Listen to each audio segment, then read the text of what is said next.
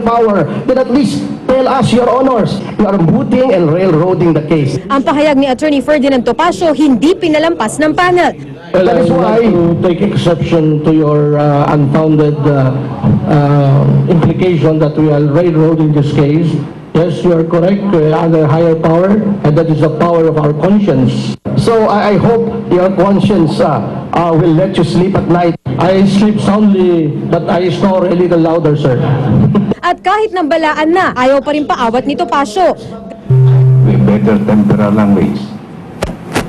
Or what, Your Honor? Or you will imprison me like you want to imprison my client? Gaya ng ginawa ng dating First Gentleman, kukwestiyonin na rin ng abogado ni Congresswoman Arroyo sa Korte Suprema ang legalidad ng binuong DOJ COMELEC panel. It seems that our fears before are being confirmed, that we may not be able to get proper dispensation of justice. Kaya tinapos na ang preliminary investigation at ang resulta ay ilalabas sa susunod na 2 hanggang 3 linggo. We observed already the judicial courtesy. We gave them time to file their counter affidavit. We gave them 10 days. Is it because of the absence of a PRO, It's part sir? of their dilatory tactics. Bukod sa kinakaharap na reklamo, problema rin ngayon ng kampo ng dating Pangulo ang pagtanggi ng DOJ sa hiling niyang makapagpagamot sa labas ng bansa. Kaya ang kaalyado niya sa Kamara, naghain ng House Bill 511 na naglalayong linawin kung ano-anong mga ahensya talaga ang maaaring magpalabas ng watchlist at hold departure order. Sa ngayon kasi ang Department Circular 41 ng DOJ na inoprubahan noong Pangulo pa si Arroyo ang nagbigay kapangyarihan kay Justice Secretary Laila De Lima na magpalabas ng watchlist order laban sa dating presidente. Para sa unang balita, Lia Manyalak reporting.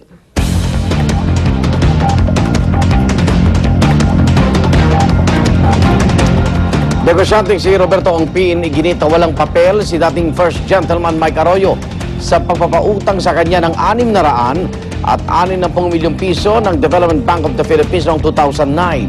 Sa Senate hearing kahapon, dumepesa sa Ongpin na track record daw ang pinagbasehan ng DBP sa pagpapautang sa kanya ng ganito kalaking pera. Darito ang report ni Jam Sisante. Friendship does not mean that I was his crony, that I needed him to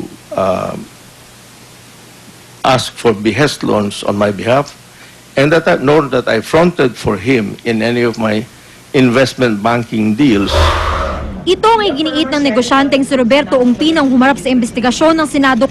Wala raw papel ang matagal na niyang kaibigan si former First Gentleman Mike Arroyo sa pag-utang niya ng 660 million pesos sa Development Bank of the Philippines o DBP noong 2009. 150 million pesos ang unang pautang o loan ng DBP sa kumpanya ni Ongpin na Delta Ventures Resources Incorporated o DVRI noong 2009. Nasundan ito ng 510 million pesos na loan matapos ng ilang buwan. Ayon kay Ongpin, track record at hindi raw ang pagkakaibigan nila ni Atty. Mike Arroyo ang dahilan kung bakit siya pinautang ng ganito kalaki. The DVRI loans were never in default. As a matter of fact, have been fully paid even before their maturities. Sinuportahan ng dating presidente ng DBP ang pahayag ni Ongpin at sinabing sapat daw ang collateral ng kumpanya. What were the collaterals provided by Delta Ventures? PhilWeb shares that give us a collateral. The Felix shares added on another 600 plus million. That's why the collateral cover went up to about 1.8 billion against a loan of 660 million. Ngunit kinontra ito ng kasalukuyang liderato ng DBP. Maanumalya raw ang naging transaksyon. At that time that they obtained the 510 million loan, the first obligation, the 150 million loan, was not fully paid. So they could not have possibly extended the application of the collateral for the PhilWeb shares to this 510 million loan.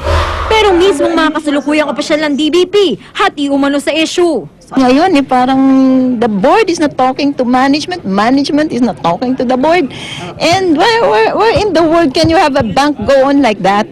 Ano't anuman sa pananaw ni Senador Sergio Osmeña, may pananagutan ng mga opisyal ng bangko na nagpautang sa DVRI. For the borrowers, we're still not sure if we can get solid enough evidence as their complicity. There is also a case to be made for insider trading, but abangan na lang ninyo yung next hearing.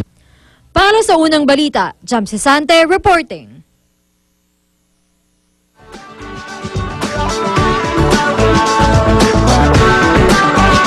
Patuloy na makararanas ng panakanakang pag-ulan ang Southern Luzon, Visayas at Northeastern Mindanao. Ayon sa Pag-asa, bunsod po yan ng low pressure area na namataan 160 kilometro silangan ng Surigao City. Ang iba pang bahagi ng bansa, magkakaroon ng maulap na papawiri na may kalat-kalat na pag-ulan at pagkulog. Patuloy na pinag-iingat ng Pag-asa ang mga nakatira sa mabababang lugar sa posibleng landslide at flash floods.